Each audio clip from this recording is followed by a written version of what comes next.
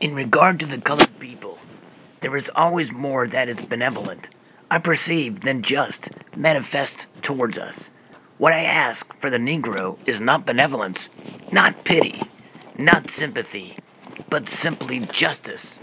The American people have always been anxious to know what they shall do with us.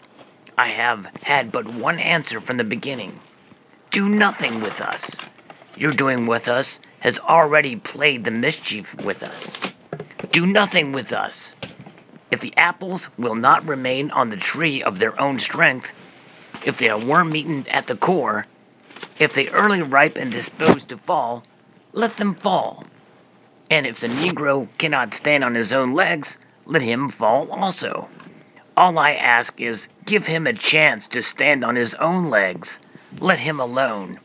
If you see him on the way to school, let him alone. Don't disturb him. If you see him going to the dinner table at a hotel, let him go. If you see him going to the ballot box, let him alone. Don't disturb him. If you see him going into a workshop, just let him alone. Your interference is doing him positive injury. Frederick Douglass. And here we have a coin that commemorates over 100 years since that quote. His words finally coming to fruition. Equal opportunity for all Americans. Frederick Douglass was one of the very first civil rights leaders of the day. In his age, when slavery was all but abolished with the Emancipation Proclamation of 1863. Now here we have a coin that commemorates the Civil Rights Act of 1964. And what's important about this, and the shame, is that it took over 100 years for this to come into fruition. But nonetheless, there's a lot of scars on American history. And since its passage, we've seen a lot of racial tension in the United States.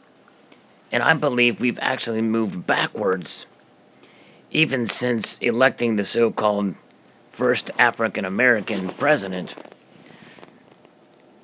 And it's really too bad. But nonetheless, the coin is beautifully struck. And you can see here, Liberty, written over top of 3 people protesting for rights. On this particular coin, we shall overcome. And indeed, with the help of other civil rights leaders in the day, such as Martin Luther King, some could say Malcolm X, and others, at least some of their message proved to be positive, while other parts of the message probably helped spark the likes of Jesse Jackson and Al Sharpton, who have done more to set back the progress of what Frederick Douglass was intended in that first quote I read.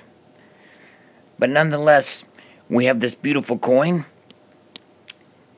and in my opinion, the reverse of this coin is much more beautiful and much more emblematic than the obverse, although the obverse is probably pretty appropriate, but I'm not a big fan of how they did the characters there. I almost think it should be a vast, more expansive people, maybe a large crowd or something in front of the Lincoln Memorial with Martin Luther King. They're giving his famous speech, but nonetheless, there is the coin. And I would like to extend a multitude of gratitude to you all for watching. Please rate, comment, and subscribe.